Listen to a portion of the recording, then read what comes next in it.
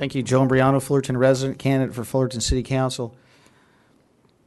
$1 million a year in overtime for the fire department.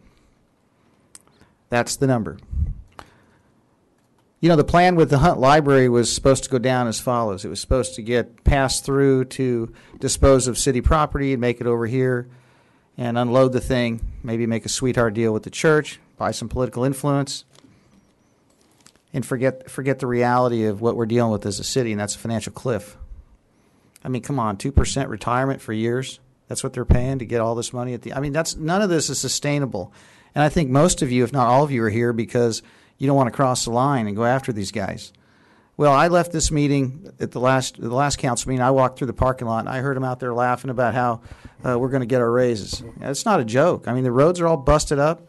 I'm sick and tired of taking my BMW to the mechanic and having to change a control rod or a strut rod bushing. It's getting ridiculous. I really don't understand why you're here. I mean, is it self-aggrandizement or is it to serve the community? We don't have the money to hand out raises to these people. They do their job. They signed up for it. They get to stay at the station all day. I'm not knocking the occupation. Sometimes they put their lives on the line, but the majority of the time they're driving around a couple $1 million machine trying to justify their existence. And like I said, I'm not taking away from them what their functions are. But you need to look at the overtime scam is what I believe it is. We also need to look at hiring some more firemen and taking away this overtime because you want to know something? There's 1,000 people that would love to have that job and put their kids through college and buy a house and have a dream of some job security, but you got a situation here that's untenable because people are clutching things as tight as they can, and they got you all by the necks. And I don't see anybody stepping out against this. The roads are a mess. The parks are a mess. The library's on the auction block. Nice try. I don't care if that library, by the way, I don't care if the foundation in this has taken the city off the hook in terms of its disposition. Let's look at ethics and morality here. Let's look at what something was dedicated to do. We are plugging gigantic holes the holes are about to get a heck of a lot bigger because we try to ram stuff through in this town behind everybody's back. Like these huge developments are going to be this one-time windfall to plug these holes. Ladies and gentlemen, the city employees, the majority of them don't live in this city. The residents do. You're here to represent them.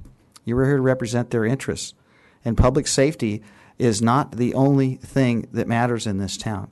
Let me rephrase that. The public safety employees are not the only thing that matters in this town. And I've said in the past, cities have a duty to provide services, but they don't necessarily have to be provided by the city.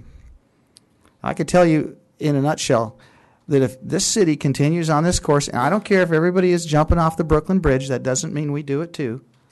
If we continue on this path with these out-of-control pension obligations, with this baloney accounting where medical costs are stable for 5 years for the cops, but they go up for the firemen, where we have to have a 4-year contract for the police, but the firemen are okay with 2. I mean, there's all kinds of gerrymandering going on here, and it's unbelievable how none of you, maybe with a few exceptions, are really dealing with the problems.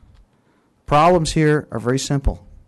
The unions own all of you, and if they don't, I'd like to hear from you tonight, and I'd like to hear what you have to say about what you plan on doing, because I'm going to tell you something right now. I'm not going to let these development schemes go through. They're going to double our population and leave us with these third world roads and with this decaying infrastructure and with this debt.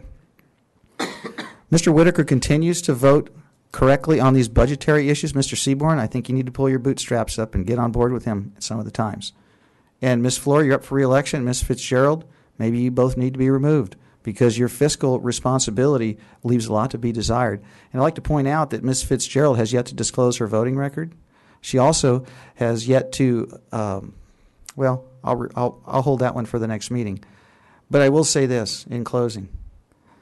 I moved here and I put roots down very deep about 17 years ago, and I'm not moving. And I'm going to stay here until things get fixed. I don't need to take my children to the park to have the drinking fountain not work. And the roads have potholes everywhere I go to where my children can't ride their skateboards on the sidewalks because they're in total disrepair. But I see these brand new fire trucks, and I see the brand new police cars, and I see these brand new city trucks, and I see everybody scratching their heads and nobody wants to stand up and tell the truth because they're afraid no one's going to vote for them if they go against the police or the fire department. Well, I'm here to tell you, folks, I'm that option. Joe Imbriano for City Council. Thank you. Are there any other public speakers on this item?